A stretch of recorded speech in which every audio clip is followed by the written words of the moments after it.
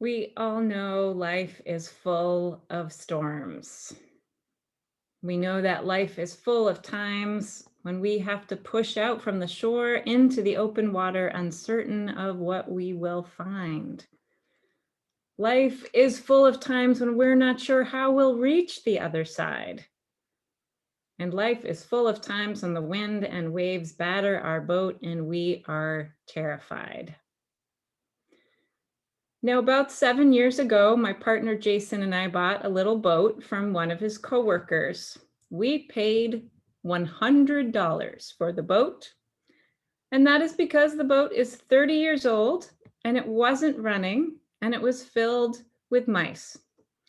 But after a lot of cleaning and a rebuilt carburetor and some fancy engine work by Jason, it was as good as new. Well, it wasn't actually nearly like new. The plastic vinyl seats are all ripped, and the floor of the boat is this gross orange rug, and the wood trim is cracked and in terrible shape, but it runs. And we have had great fun over the last few years towing the kids around on tubes, and they've learned how to wakeboard and water ski. So 2 years ago, we rented a place in Wolfboro, New Hampshire on Crescent Lake. You might know Crescent Lake as the tiny, tiny little lake you can barely see on the map that's right next to Winnipesaukee. It connects by a narrow channel to the much larger Lake Wentworth. Well, one day during our week there, the four of us had gone out in the boat across Little Crescent Lake and through the channel and over to Lake Wentworth, where we had anchored at our favorite swimming place. Now, the weather said there was the possibility of a thunderstorm, but it was sunny and the chances were slim, and we went about enjoying our day because you can't stay home every day. There's a chance of a thunderstorm, right? Well, after a couple hours, some dark clouds did appear on the horizon, but they didn't seem to be getting closer, and there were plenty of other boats out, and no one seemed concerned. So we swam and played in the water. The kids did a little fishing. We ate some snacks and enjoyed a lovely afternoon.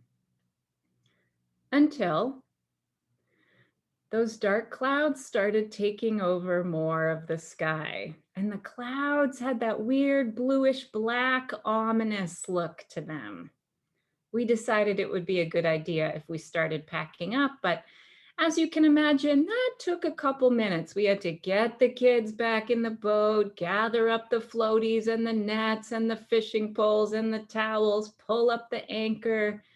And then my stepson decided he wanted to wakeboard back to the house. And to my dismay, Jason agreed. So then we had to get out the tow rope and get out the wakeboard and throw those into the water and get him situated. But he was finally ready and we started across the lake. And then I looked around and then I panicked.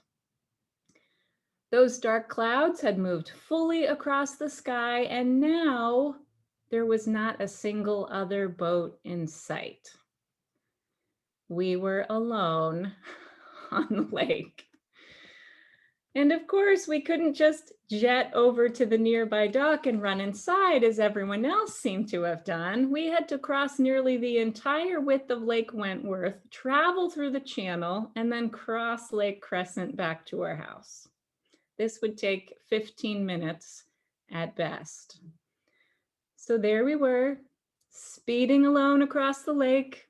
As the wind suddenly picked up, the water got rough, and those blue-black clouds kept covering more and more of the sky. The light got all weird and eerie. You know how it does when it's covered by dark clouds and there's no shadows and it feels like you're on a movie set. As we raced across the water, I looked behind us and there was my stepson wakeboarding behind us with a maniacal grin as the wind whipped at him and lightning was flashing behind him. The storm was upon us. No, I'd never been out in open water in a storm before, and it felt incredibly vulnerable, as if all the forces of the universe were swirling around us and we were in the very center of it alone in a 20-foot piece of plastic. I was terrified. And I was certain we were going to get struck by lightning, the wind was flip us over, and we would sink to our deaths. In fact, I had the newspaper headlines all written in my head. They would say, "Foolish pastor and family perish in storm on the tiniest lake ever, unable to get home." Obviously, we did not perish in the storm. The rain did begin pelting us a couple minutes later, but we made it to the channel and we made it back to the house, and the lightning never quite passed over us directly, thank God. Now, in retrospect, I could see that the chances of us actually drowning were very slim, if not zero. And yet, when we were out in that small boat in the waves and the wind and the lightning, didn't feel that way. It felt like we were perishing. But if I could have been curious about my fear, stepped back a little, and trusted in God, I probably would have had a different perspective. It still would have been a frightening situation, but I wouldn't have felt like I was perishing, like the disciples. As David Lose, one of my favorite theology writers, said about this passage, so maybe the issue isn't that the disciples are understandably afraid because of the storm. It's that they allowed their fear to overtake them so that they didn't come to Jesus and say, "Teacher, we need your help." Rather, they came already assuming the worst. They said, "Teacher, don't you care that we are dying?" This isn't a trusting or faithful request. It's a fear-induced accusation. So perhaps this story is encouraging us to shift our panicked cries of, "I'm dying," to a more trusting, "Jesus, help me. Jesus, be with me.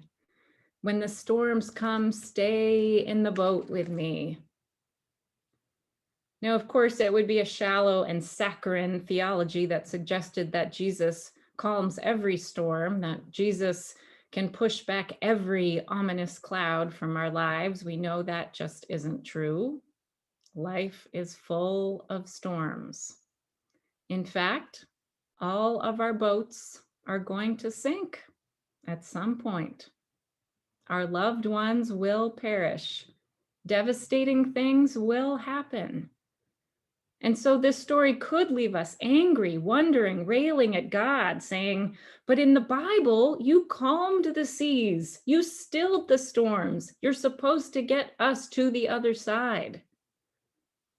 But perhaps that's not what the story is saying. Perhaps it doesn't promise that Jesus will still every storm for us. In fact, maybe it shows us that the storms are going to come, but Jesus will always be in the boat, even unto death. So maybe we are out in the wind and the waves right now, wondering when the storm will end. Maybe we're out in the middle of the lake, desperately trying to get our feet on solid ground.